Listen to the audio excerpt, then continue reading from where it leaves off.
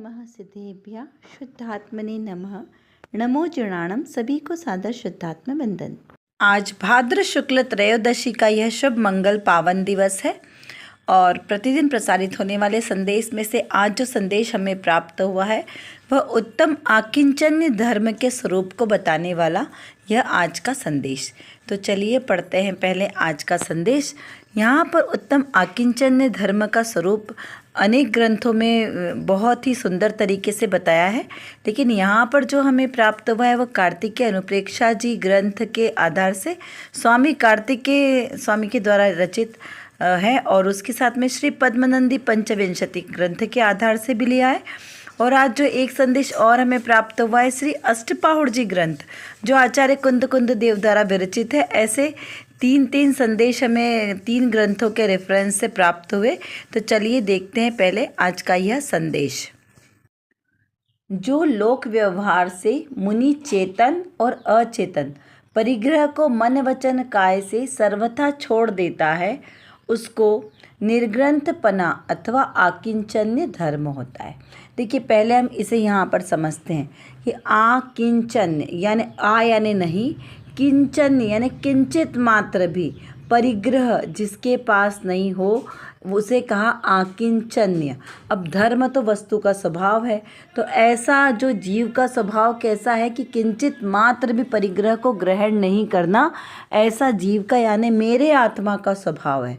तो जो ऐसे आत्मा के स्वभाव को समझकर उसके श्रद्धापूर्वक उसके ज्ञानपूर्वक उसी रूप लीन हो गए हैं, तल्लीन हो गए हैं, ऐसे महामुनिराजों की यहाँ पर चर्चा किए, उन्हीं को उत्तम आकिंचन्य धर्म प्रकट होता है। क्योंकि धर्म वस्तु का स्वभाव तो उसका नाम धर्म है। और यहाँ उत्तम शब्द किसके लिए जोड़ा है?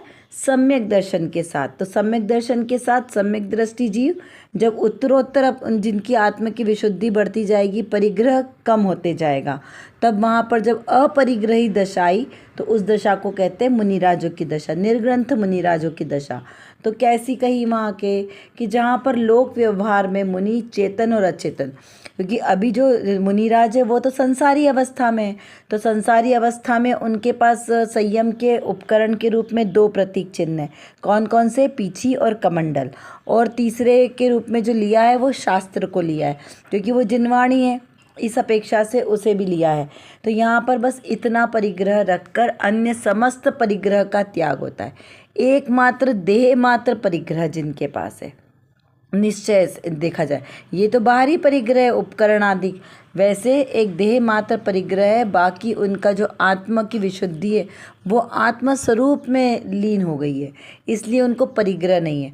परिग्रह यानी चारों तरफ से वस्तु को खींचना, वस्तु को ग्रहण करना, उसको परिग्रह का। परिग्रह को इच्छा भी कहते हैं। इच्छाओं की उत्पत्ति, इच्छाओं का उत्पन्न होना, इच्छाओं का जन्म लेना, उसको भी परिग्रह का। तो यहाँ पर वो जो महामुनिराज होते हैं वो इच्छा रूपी परिग्रह से भी रहित होते हैं। उन्हें संसार शरीर भोगों की इच्छा ही नहीं है, 5 इंद्रिय के विषय भोगों की इच्छा नहीं है, इसलिए वो तो कैसे करते 28 मूल गुणों का निरतिचार पालन करते हैं। और क्या करते हैं? रस नीरस भोजन करते हैं। तो वहाँ पर भोजन की भी उन्हें इच्छा नहीं है। तो अनिच्छुक भाव से, जैसे जब कभी शरीर को चलाने के लिए भोजन की आवश्यकता है, तो जब ऐसी उन्हें लगता है तो उस समय रस नीरस से बिना इच्छा रहित वो एकमात्र अपने इस देह को चलाने के लिए वो भोजन आहार ग्रहण करते हैं। वो भी कैसा? नवदा भक्ति पूर्वक 46 दोषों को टालकर 32 अंतराय को पालन करके ऐसे पूरे नियम के साथ, शुद्धि के साथ अल्प भोजन ग्रहण करते हैं। क्योंकि मात्र उनको उनको प्रयोजन क्या है? शरीर को चलाया है। क्योंकि उनको वो भी संयम में सार्थक हो, तो जब तक उनको भोजन की आवश्यकता शरीर को चलाने के लिए है, टिकाए रखने के लिए, तब तक आहार आदि ग्रहण करते हैं। और जब उनके शरीर की स्थिति क्षीण हो जाती है तब संलेखना पूर्वक समस्त परिग्रह का त्याग कर समस्त इच्छाओं का त्याग कर आहार आदि का भी त्याग कर संलेखना पूर्वक मरण करते हैं। ऐसे वे महामुनिराज होते हैं। तो यहाँ पर कहा कि वो चेतन और अचेतन परिग्रह को मन वचन काय से भी सर्वथा छोड़ देते हैं। देखिए ये पॉइंट बहुत इंपॉर्टेंट है। क्या कहा? मन वचन काय से छोड़ते हैं। ऐसा नहीं कि बाहर बाहर में तो छोड़ दिया और अंदर से इच्छा हो रही है। तो जो अगर मन में अगर आपको किसी वस्तु को ग्रहण करने की इच्छा है तो वो भी बहुत ज़्यादा घातक है, क्योंकि वो पूरी परिग्रह की श्रेणी में आ जाएगा। बाहर में आपके पास कोई परिग्रह नहीं है, लेकिन अंतर में अगर भाव में भी आ गया कि काश ये ऐसा होता, ये हमें वस्तु चाहिए, तो वो परिग्रह का दोष लग जाता है। तो इस प्रकार जो महामुनिराज होते हैं, भावलिंगी महामुनिराज, वे मन वचन काय से परिग्रह का त्याग करते हैं। देखिए फिर कहा है कि आकिंचन्य अर्थात परिग्रह रहितपना। ममता से, ममता ही परिग्रह है। ममता को बहुत बड़ी कहा है ना रत्नकर्ण शावकाचार्य जी में कि ये ममता रूपी फांसी है। तो ये परिग्रह को जन्म देने वाली है ममता। तो ममता रहित वीतराग भाव, क्योंकि ममता यानी मोह, तो मोह यानी राग भाव, और मोह से रहित पना है तो वो वीतराग भाव है। वही उत्तम आकिंचन्य धर्म है। शरीर और विकल्प का जिसको ममत्व ही नहीं है, क्या कहा? इस शरीर का भी विकल्प नहीं, विकल्पों का भी विकल्प नहीं, उनके प्रति ममत्व का भाव नहीं, और क्या? तो आहार और उपदेश आदि का विकल्प तोड़कर वीतराग भाव में स्थित है, उनके उत्तम आकिंचन्य धर्म होता है। किसके होता है? जिसको उपदेश देने का भी विकल्प नहीं है। यदि कोई भव्य जीव धर्म का पिपासु आकर मुनिराज के समक्ष बैठे और वो बड़ा धर्म श्रवण करने के लिए लालायित हो, तब अगर मुनिराज का उपयोग छूटे और उन्हें विकल्प आए करुणा करके, तो वो चाहे तो उपदेश दे या ना दे, यानी उनको उपदेश देने का विकल्प नहीं होता। उनको कहा है महामुनिराज। ऐसा नहीं कि जिन्हें मंच माला और प्रसिद्धि के लिए, अपनी प्रभुता दिखाने के लिए उन्हें उपदेश आदि देना हो कि सब लोग मेरी बात सुने, इतने मेरे फॉलोअर्स बने, नहीं, क्योंकि उन्हें बाहर लौकिक में मान प्रतिष्ठा की कोई इच्छा ही नहीं है। बाहर के सारे पद उनके लिए कैसे हैं? अपद है। क्यों? क्योंकि उनको तो अपने अंदर का पद चाहिए ना। देखिए चक्रवर्ती अपने चक्रवर्ती पद को भी छोड़ देते हैं और उस महापद मुनि धर्म को अंगीकार करते हैं। क्यों? क्योंकि वो ज़्यादा उत्कृष्ट लगता है ना, इसीलिए तो उनको अंगीकार किया जाता है। यदि ये मुनिपना सर्वोत्कृष्ट नहीं लगता तो तीर्थंकर क्यों अपने तीर्थंकर प्रकृति की दिव्य वैभव को छोड़ देते? तीर्थंकर प्रकृति का वैभव तो सबसे उत्कृष्ट पुण्य प्रकृति है, लेकिन वो भी उन्हें आदरणीय नहीं लगती। किसके का साथ? अपने आत्म स्वभाव के साथ। अपने आत्मिक सुख के आगे उन्हें वो सारी संपदा जड़ लगती है, तृणवत धूल के समान लगती है। तो वो सारा वैभव को छोड़कर अपनी आत्मा की आराधना करते हैं। तो ऐसी आराधना जो जीव करते हैं अपने आत्मस्वरूप के सन्मुख होकर, उन्हें ही मोक्ष सुख के रत्नत्रय की प्राप्ति होती है। यहाँ पर अष्टपाहुड़ जी ग्रंथ में भी बहुत सुंदर वर्णन आया है बोधि पाहुड़ के अंतर्गत में। तो यहाँ पर क्या लिखा? दर्शन पाहुड़ में आया है कि जो पुरुष सम्यक्त्व से रहित है वह भांति भांति उग्र तप 1000 कोटि वर्ष तक तप का आचरण करते हैं, तथापि उसे बोधि की यानी रत्नत्रय की उसके स्वरूप की प्राप्ति नहीं होती। इसलिए यहाँ पर सम्यक दर्शन को दुर्लभ कहा है। सम्यक दर्शन की दुर्लभता बताइए, क्योंकि उत्तम शब्द सम्यक दर्शन से स्टार्ट हुआ है। तो जब तक सम्यक दर्शन प्रकट नहीं होगा तब तक आगे की कोई भी क्रिया कार्यकारी नहीं होगी। तो यहाँ पे कहा कि जो सम्यक्त से रहित है तो उनको तो बोधि कभी हो ही नहीं सकती। अष्टपाहुड़ जी में भी कहा है ना कि जिनको बोधि की प्राप्ति नहीं है उनको कभी निर्वाण नहीं हो सकता। क्यों? क्योंकि पहली सीढ़ी ही गलत है। तो जब तक सम्यक दर्शन नहीं होगा तब तक हमारा मोक्ष मार्ग प्रशस्त ही नहीं हो सकता। तो यहाँ पे कहा कि आप कितने भी उग्र तप कर लो, अनशन ओमोदर आदि आप कितने भी महीनों के उपवास कर लो, व्रत कर लो, कितने भी कर लो, क्या कहा? 1000 कोटि वर्ष, सहस्त्र कोटि वर्ष तप तपे, लेकिन आत्मज्ञान के बिना वो सब निसारे निष्फल है। तो यहाँ पर कहा कि वो जो हम व्रताधिक करेंगे बिना ज्ञान के, तो वो क्या कहलाएंगे? वो मात्र बाल तप कहलाएंगे। सिर्फ अकाम निर्जराय, जो किसी काम की नहीं है। है ना। तो उससे क्या होगा, से मंद कषाय के फल में भवनात्रिक आदि गतियों में जन्म तो हो जाएगा, लेकिन आत्मज्ञान नहीं होगा। और हमें भवनात्रिक चाहिए क्या? नहीं, क्योंकि भवनात्रिक के बाद तो एक इंद्रियाधिक पर्यायों में जाना पड़ता है, तो वहाँ से मोक्ष नहीं होगा। मोक्ष जाने के लिए हमें सीधा मार्ग मोक्ष का ढूंढना पड़ेगा।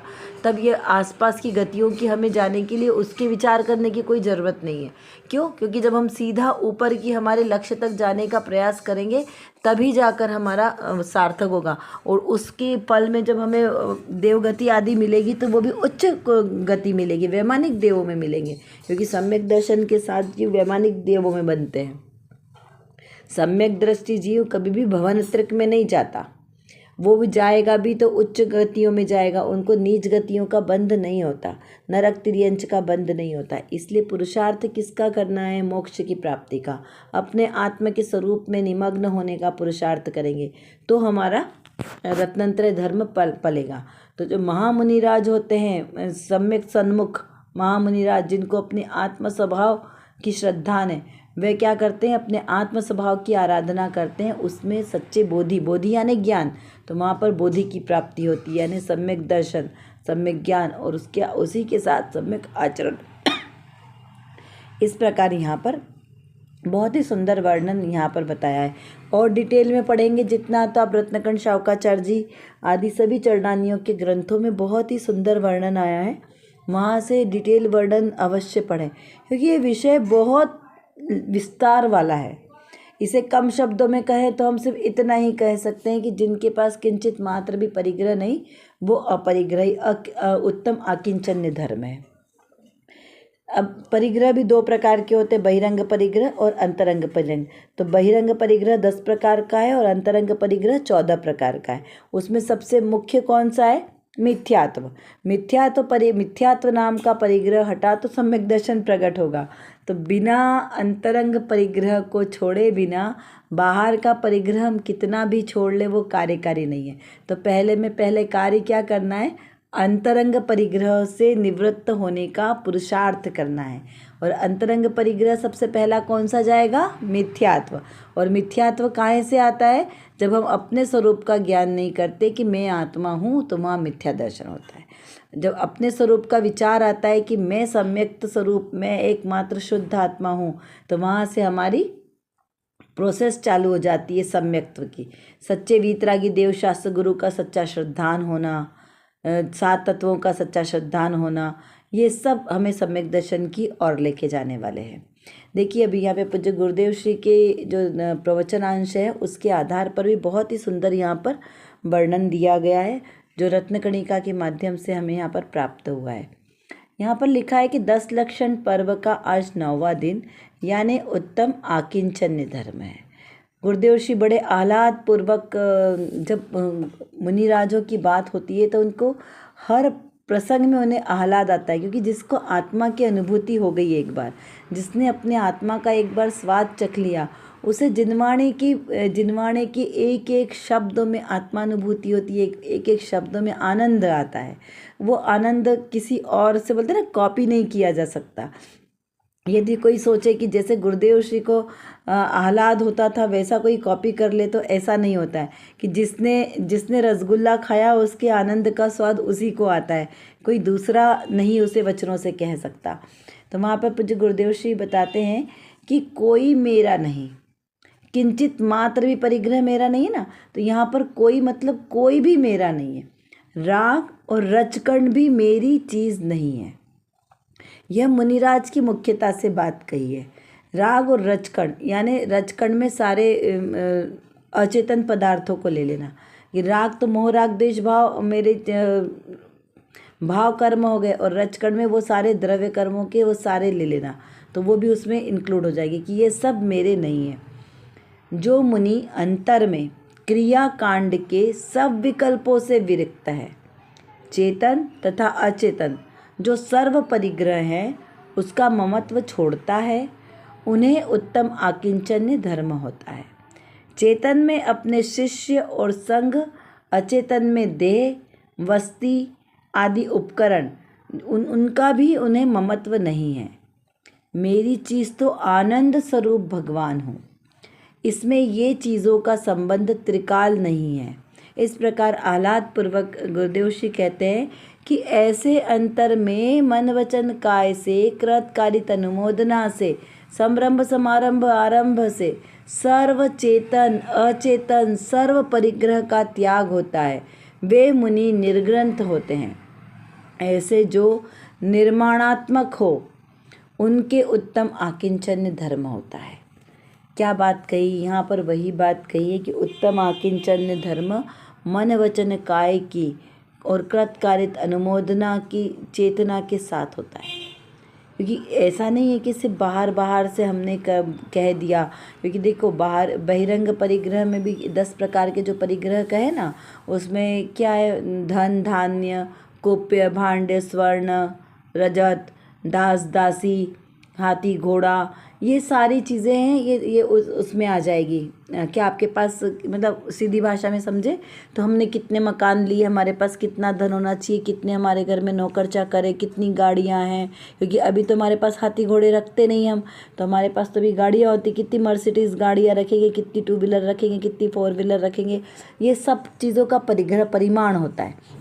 जो गृहस्थ है वो परिग्रह का परिमाण करते हैं, क्योंकि अणुव्रत है ना, तो वही पांच पाप और 5 पाप के अभाव पूर्वक 5 प्रकार के अणुव्रत है, और उस एक देश त्याग में, और वही सर्वदेश त्याग में महाव्रत कहलाते हैं। तो इन सब का परिग्रह प्रमाण कि कितनी साड़ियाँ रखेंगे हम, कितना कपड़ा रखेंगे, इन सब का परिग्रह परिमाण।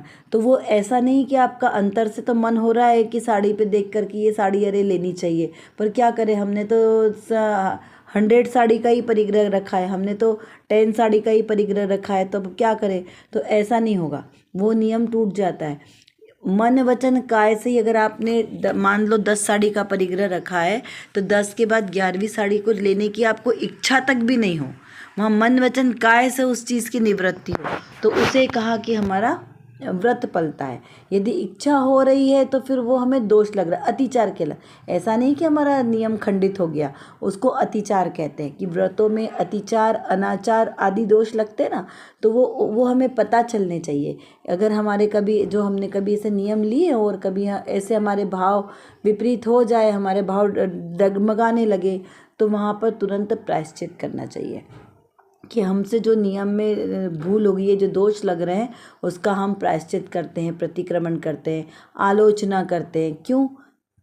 क्योंकि इस प्रकार प्रतिक्रमण प्रत्याख्यान आलोचना करने से जो हमने कर्म बांधे हैं, जो हमने नियम लिया, उसमें जो दोष लगाए हैं, उससे हमारे दोष थोड़े से कम होते हैं। यदि हमने उनका विचार भी नहीं किया ना, तो क्या होगा, वो पाप, हमें नियम भंग करने का पाप ज़्यादा लगता है। तो उस पाप के दोष से बचने के लिए अपने नियमित जाने या अनजाने में हमसे जो भी दोष लगते हैं, उनका प्रायश्चित प्रतिक्रमण अवश्य करना चाहिए। ये सजगता दिखाता है हमें, ये क्रियाकांड नहीं है, ये प्राणी मात्र की सजगता है कि आप कितने सजग हैं अपने स्वरूप को जानने के लिए, अपने स्वरूप की दृढ़ता के लिए, श्रद्धान के लिए।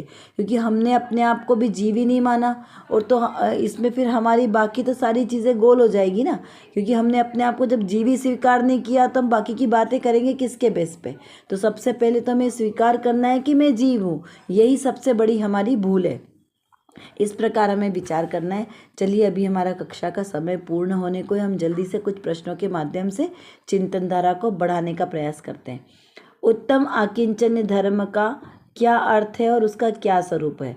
परिग्रह और परिग्रह परिमाण और अपरिग्रह, इन तीनों में क्या अंतर है, इसका विचार कर दीजिए। परिग्रह कितने प्रकार के होते हैं? उत्तम आकिंचन्य धर्म के धारक कौन होते हैं और ये किसका स्वभाव है, इसका विचार करें। उत्तम आकिंचन्य भाव करने के परिणाम का क्या फल है? किंचित भी परिग्रह साथ क्यों नहीं रख सकते? अगर हम किंचित मात्र परिग्रह मुनिराज अपने साथ रखें तो उसका क्या परिणाम होगा, इसका विचार चिंतन कीजिए। देखिए, जिनवाणी में 10 प्रकार के परिग्रह की निंदा करी गई है, लेकिन यहाँ क्या कहा कि जब हम अपने स्वभाव को ही नहीं जाने, तू स्वयं अपने ध्रुव स्वभाव को ही स्वीकार नहीं करता, यह सबसे बड़ा दोष है। इसलिए हमें अपने ध्रुव स्वभाव की संभाल होनी चाहिए, उसका स्वीकार होना चाहिए। कर विचार तो पाम, हम जितना विचार करेंगे उतना ही हमारा विषय क्लियर होगा। क्योंकि हमारे पास समय की कमी है और जानना बहुत ज़्यादा है।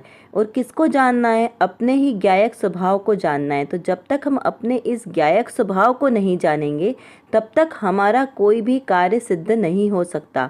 तो एकमात्र जो मेरे अंदर मतलब मेरे आत्म स्वभाव में जो ज्ञान नाम का विशेष गुण है, इस गुण को एकमात्र अपने ज्ञायक स्वभाव को जानने में लगाएं तो निर्विकल्प दशा की प्राप्ति होगी। और इस निर्विकल्प दशा के ही आश्रय से हमें शाश्वत सुख की प्राप्ति होगी। तो वो शाश्वत सुख हमें प्राप्त हो, इसीलिए पुरुषार्थ करना आवश्यक है। उसके लिए व्यवहार से तो सच्चे वीतरागी देवशास्त्र गुरु का आश्रय लेना योग्य है, और निश्चय नय से मेरी निज शुद्धात्मा का आश्रय लेना ही सर्वश्रेष्ठ उपाय है। अभी के लिए बस इतना ही। विशेष चर्चा हम आगे की कक्षाओं में करेंगे। तब तक हम अपने आत्मस्वरूप को जानें, पहचानें और उसी में लीन रहें। इसी विशेष मंगल भावना के साथ आप सभी को सादर जय जिनेंद्र।